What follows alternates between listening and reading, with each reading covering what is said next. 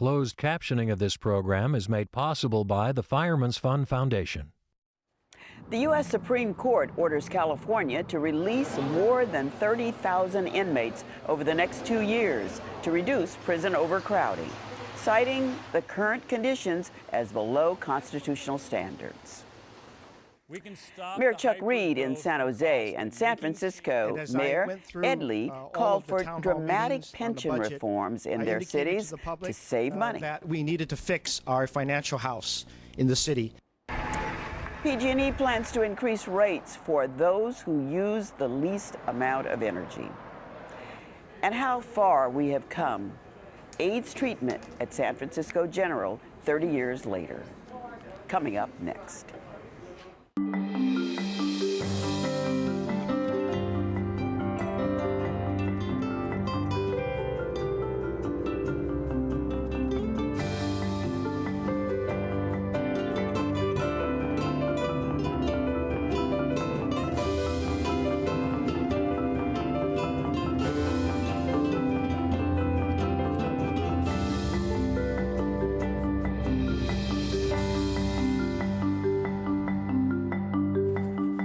Good evening, I'm Belva Davis, and welcome to This Week in Northern California. Joining me now on our news panel are Tom Vakar, consumer editor for KTVU News, Rachel Gordon, City Hall reporter for the San Francisco Chronicle, and Julie Small, reporter for KPCC, Southern California Public Radio.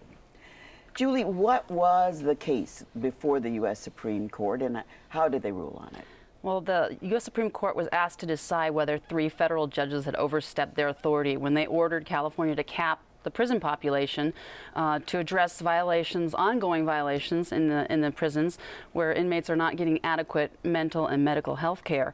And the federal judges said that, yes, the prison cap was justified, and they cited the overcrowding. In fact, it was very unusual that in the ruling they included pictures from the prisons, from Mule Creek State Prison, showing the overcrowded conditions. In our prisons, we have we had at the time the prison population cap was asked for, there were 170,000 inmates in facilities designed for 80,000.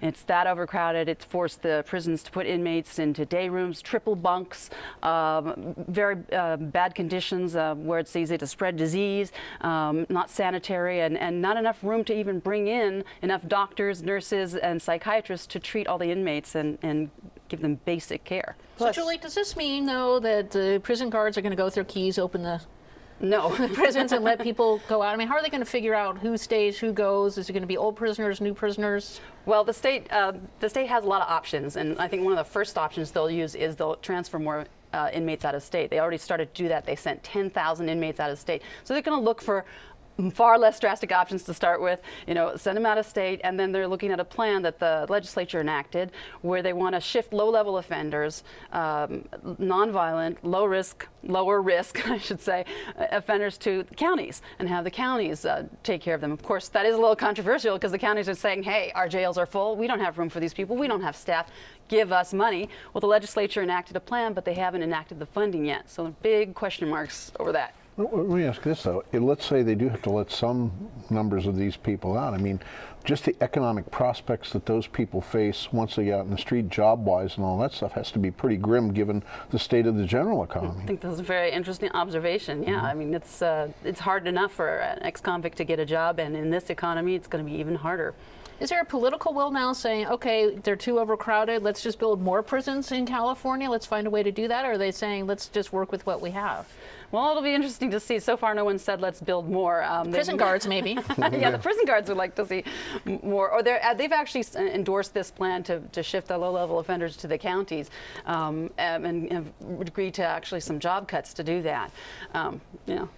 Well, at the county level, why should they trust the state's going to have money to make up for the shortfalls that they're bound to face, since the state is broke? It has a budget way out of balance. Yeah, that is one of the big questions, and the county officials are very nervous about it. They asked Brown to have a constitutional amendment that says the funding is guaranteed, in perpetuity to the counties, $1 billion a year in funding to take over these prisoners. But of course, they haven't even gotten past the first part, which is Brown wanted to extend some taxes, and he can't get the handful of Republicans he needs to get that approved and put it out before the voters to say yay or nay. And so without even that first funding, it's pretty scary for the counties. Looking at alternatives to incarceration as well, I would guess. Yes. Whether it's halfway houses or educational programs or the bracelets to monitor them. I mean, that might be a way that they can say, we will empty some of the prisons and find other ways, especially with the low-level offenders, I would guess. But I think you'll see a lot of it coming at the front of it, dealing with people coming into the prisons differently, and also trying to stop this churning of people who leave the prison. They're low-level offenders. They leave the prison. Everyone's put on parole who leaves our prisons, and then they have a minor violation. They get sent back to a state prison for 3 months. There's like 40,000 inmates cycling in and out of the prisons constantly. They're going to look at that population first and say, what else? How can we do that differently? There's long been, excuse me, Tom. There's long been a cry from those that are called three strikers, who were sentenced to life in prison after sometimes a minor offense on the third strike. Are those kind of people going to be considered as releasable? And what about those who are so ill that they won't be able to take care of themselves once they're out? Well, would they be on the list to be released? Probably. I mean, one of the things they're actually looking at right now is something called medical parole. I mean, you might have heard about it this week. They had the first hearing, and that's releasing inmates who are physically incapacitated, and so they say they're not a threat anymore to the public. And if we release them, then it becomes the feds' problem. They have to pay for their medical care, and that saves the state. But as far as the three strikers, this is one of those things where nobody wants to touch that. Nobody wants to touch the three strikes law or look at it. That's not being talked about. Although aren't some of the judges now saying, let's look at different sentencing requirements as well, upset with the minimum sentencing? That could, if there was reform at that level, it seems perhaps there could be a reduction of the prison population as well. Yeah, and you've seen some groups like the ACLU come out and say this is a good opportunity to look at that again. It's very controversial. The Sentencing Commission in the Capitol, Republicans hate sentencing commissions in California, but it's very unique to California. Just a little while. What kind of a timeline is this on? They have 2 years to achieve the reductions. The state's supposed to cut the inmate population. They have to by about 30,000 inmates, and the first benchmark is in 6 months. They're supposed to achieve an initial reduction within 6 months. So I think they've got their plans probably ready to go, and I would expect inmate transfers to be at the top of the list. This is an old fight. It's been going on for years, almost like the story that Rachel's going to tell us about, and it's about budgets. And that certainly is an old fight that's been going on for a very long time. Two cities, two different mayors trying to figure out how to deal with their pension fund. Right, and two very different ways to approach the problem. So we've got Mayor Chuck Reed in San Jose, Mayor Ed Lee in San Francisco. Both know they have terrible pension problems. It really stems from the collapse of the stock market a couple of years ago. Pension funds don't have the money they need to be solvent, so they're figuring out how can we save money. Well, Mayor Ed Lee, who just came into office in January in San Francisco, came in as a consensus mayor. Pretty soon after he took office, he brought in business leaders, union leaders, concerned supervisors, everyone into his office, and said, let's see if we can come up with a plan for the November ballot that's a consensus plan where people aren't going to be fighting it. He, in fact, came up with a plan this week that he introduced. The Board of Supervisors is indeed expected to put it on the ballot. I think all but 2 of the 11 supervisors have signed on at this point. At least in theory, they have. And what it's going to call for, it's kind of a share the pain approach. The city will pay a little bit more money. The public employees unions will pay a little bit more money. The retirement age is going to be increased from 62 to 65 years old for most public employees, from 55 to 58 for police and firefighters, public safety employees. And the existing city employees will have to start paying into their health care benefit fund in 2014. So Chuck Reed, let's go to San Jose. Yeah. He said, look, we've got a big problem too. He said, no unions, we're going to go forward with this anyway. And this week, with the consent of the city council, they declared a fiscal state of emergency, which he says will give the city emergency powers to go ahead and force some of the same proposals that they're looking at in San Francisco. Higher retirement age, larger contributions to your pension fund. And in that case, most likely there's going to be a legal battle saying, can you do that? We've got our vested rights as city employees. How can you just unilaterally go in and do this? So two approaches, but both of them stemming from the same problem. There's no silver lining as to money may, as it's at the state, the appear printing from machines. somewhere. I mean, that's one thing. But we might see a fight in San Francisco because, well, Mayor Lee has this consensus approach he's doing. Public Defender Jeff Adachi, who has made, you go, why is a public defender involved in this? But he has made pension reform, or changing the way that how much money the city puts into the pension, his kind of #1 priority. He went to the ballot last year. It looked like for a long time it was going to pass, and then the unions, as well as most of the city officials, said this is a terrible idea, and it was sunk at the ballot pretty resoundingly. Adachi's going back now, trying to gather signatures to put another measure on the ballot, which he says will save substantially more money than Mayor Lee's proposal. In fact, the mayor is looking at his proposal would save about $60 million in the first year. Adachi's saying his will save $90 million to $140 million.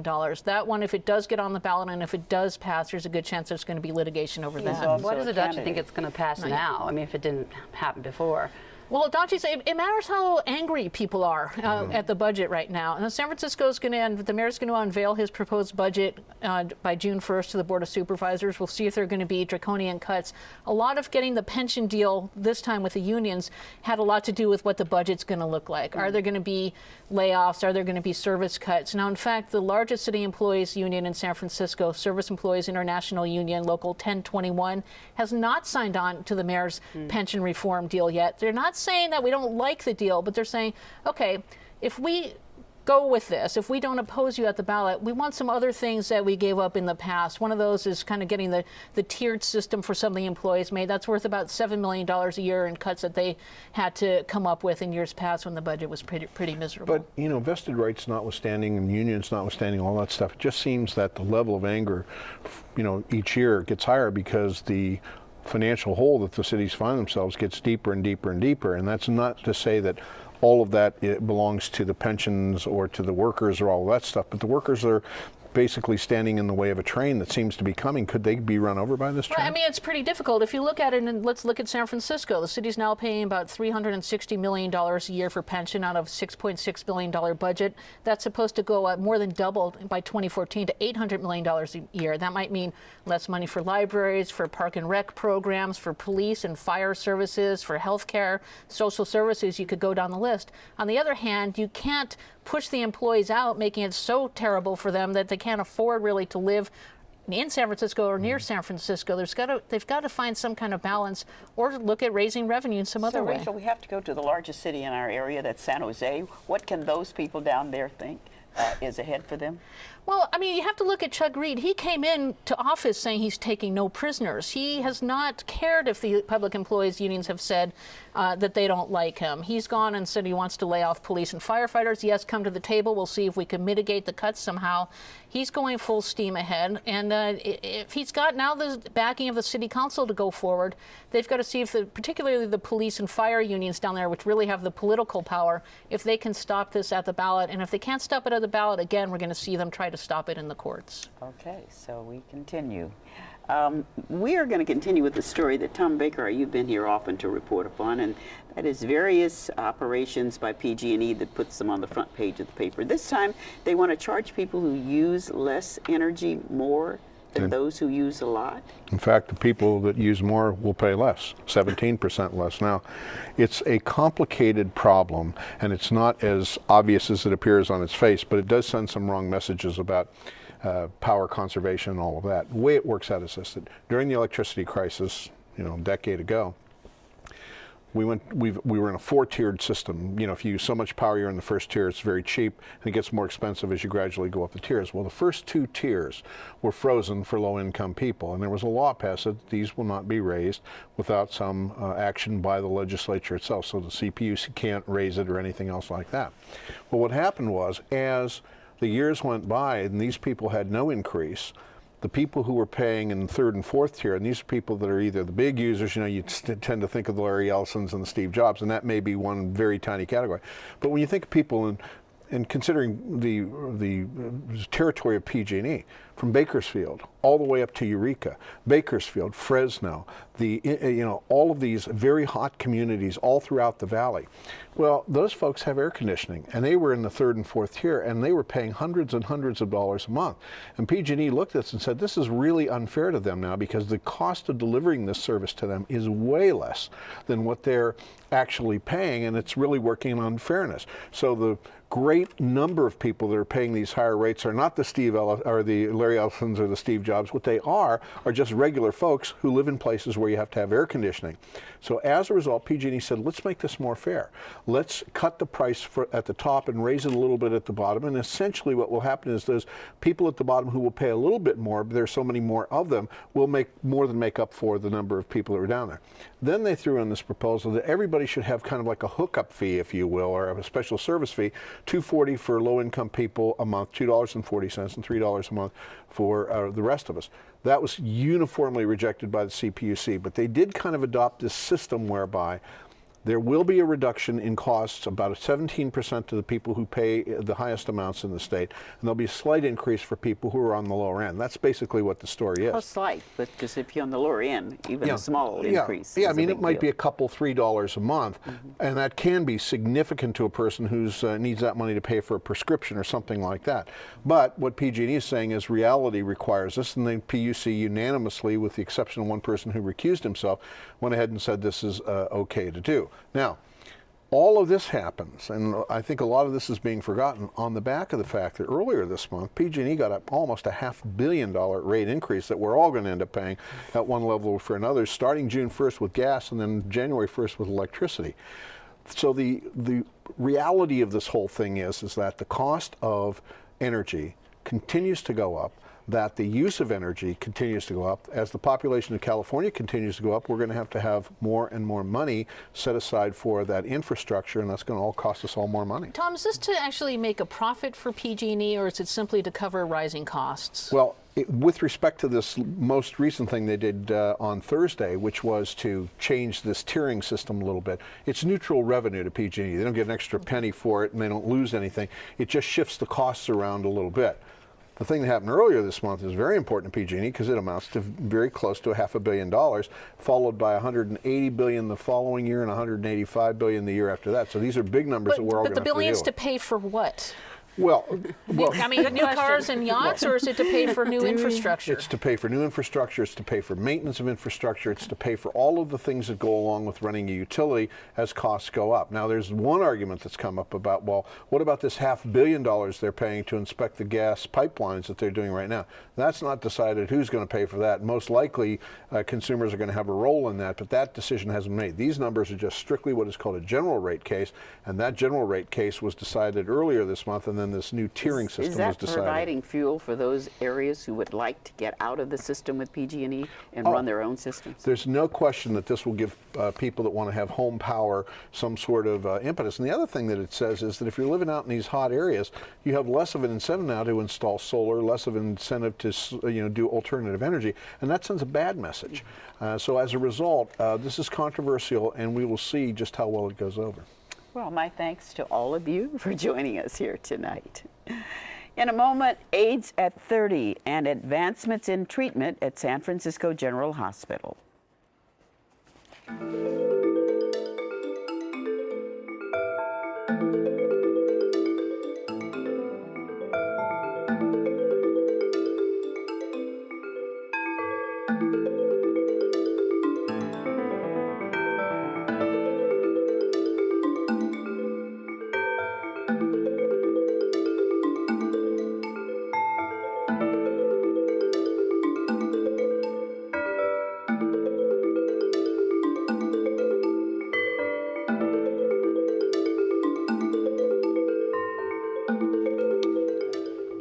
Well, it's been 30 years since the CDC reported the first case of HIV/AIDS to the nation on June 5th, 1981. San Francisco General Hospital was the first hospital in the country to open its doors to AIDS patients and has since developed innovative treatment models. Joining me now are Dion Jones, nurse on Ward 86 at SF General, and Dr. Brad Hare, who is the medical director of Ward 86. Welcome, and what has changed in those 30 years, would you say? Well, Bella, a lot has changed really with HIV. If you were diagnosed with AIDS in 1981, you could expect to live 18 months with the disease. Now when someone's diagnosed HIV positive in San Francisco, we expect them to live decades. We expect them to live into old age. I tell my patients now they have to plan for retirement. And that was something that would have been unthinkable 30 years ago. So the treatments that we use now really have revolutionized the way we care for people with HIV/AIDS. Dion, talk a bit about what it was like 30 years ago to be on that ward. Well, as you remember, in the early days when we first started these services in 1983, this was a decision that was made by the City of San Francisco with the approval of the mayor, the Department of Public Health, to create these services. And this was for a disease that still had no name and no cause. And we weren't completely certain what the transmission was and what the risks were to healthcare workers. Much has changed around that. And many of those changes happened quickly. We quickly learned what caused this disease. We quickly learned and confirmed how it was transmitted. And now we are living with more and more people here in San Francisco and around the world who are living with this disease. Fewer people are dying if they have access to care. The problems of access to care exist all over the world, and including in San Francisco. So we still have people dying every year, and oftentimes they're dying because of problems of access to care. That ward was sort of a wild place in the early days. I mean, we had entertainers coming in and people bringing cookies and baking and all kinds of things were going on there. Now, I was just looking at some of the scenes from the ward today. It looks very modern and very up to date. So what are some of the innovative things that you're doing? Well, we have several programs to really address the needs of people living with HIV and AIDS today. One of our new programs that we're developing is really an HIV and aging clinic. So I think if you had asked people in this field, even as recently as 10 years ago, would you ever need the services of a geriatrician in an HIV clinic, they would have laughed at you. But that's what we're doing now. We're actually creating models of care to take care of people as they age into their 50s, 60s, and 70s with HIV, because first of all, we expect them to live that long, and second of all, we're seeing that HIV may actually be accelerating the aging process. So we're all subject to chronic diseases as we age: diabetes, hypertension, heart disease, kidney disease, bone loss. And we're actually seeing those show up in people with HIV and AIDS as much as 10 years before their counterparts who are HIV negative. So we need to innovate these new models of care and transform how we're delivering care to these people who are living a long time with a chronic illness. At one time, back at the beginning of all of this, for some people who were not, as they called it, not that sick, they were put into private homes and group home situations. Are you still doing that now with some of those people who are there? Yes, we are, and oftentimes there are different levels of residences. There's a large skilled nursing facility in the brand new Laguna Honda Hospital that has, I think, over 70 people with HIV. And then there are many community residences. The problem that we're facing is that we're running right into the problem of affordable housing shortage here in San Francisco, and people end up staying there. And yet there are other people, as they're getting diagnosed, and people continue to be diagnosed every day, who are needing to be housed. Homelessness and marginal housing is a really key risk factor for many of our new patients. It's a key risk factor in getting HIV. It's a risk factor in not being able to access care. Is the city able to keep up its commitment that it made 30 years ago? Back then, no one could think ahead 30 years, hardly 30 days in some cases. Right. So how has the city's response been to the responsibility that SF General took on? That's one of the great things about San Francisco is the community has always mobilized around this condition, and it continues to do so. In San Francisco as a city, and San Francisco General Hospital continue to lead the way and innovate around modern management of HIV/AIDS and lead this into the future. For example, we strongly recommend universal testing and universal treatment. We're the first city to actually make a statement that everybody with HIV/AIDS should be offered and on medications for their own health benefits. And that's a very strong and powerful statement, and our city has stood behind that in terms of providing the care and supporting people in HIV/AIDS, not only with their medical care, but also with substance abuse, mental health services, case management, and really the additional services that people need to be successful taking their medications now. Are the communities that are affected by AIDS as supportive and as active in participating in the care of those who are diagnosed with AIDS? Mm-hmm. Yeah, I think that's been one of the hallmarks in San Francisco is the involvement of community organizations, just like you remember from the early days and on Ward 5B. I think that though we still need to make some significant breakthroughs, the issue of stigma has not changed in 30 years. People's reaction to an HIV diagnosis has not changed. They still think they're going to die. They still think they can't tell anybody. Women still think they can't have children. None of those are true, but that is still what everybody believes, whether you get diagnosed in San Francisco or in West Africa or in South Africa. So I think the involvement and the stepping up of community organizations is still really needed. It's really critical in changing attitudes, in supporting people who are at risk for acquiring HIV and for those who are living with this disease. All right, I want to thank you so much, Dr. Hare, Thank you. and you also for being with us, Dion, tonight. Thank you, Bella. And that is all the time that we have tonight. Visit kqed.org/thisweek to watch past episodes, to subscribe to our newsletter and our podcast, and to share your thoughts about the program. We wish you a peaceful Memorial Day weekend. We'll be off next week for the holiday. I'm Belva Davis. Good night.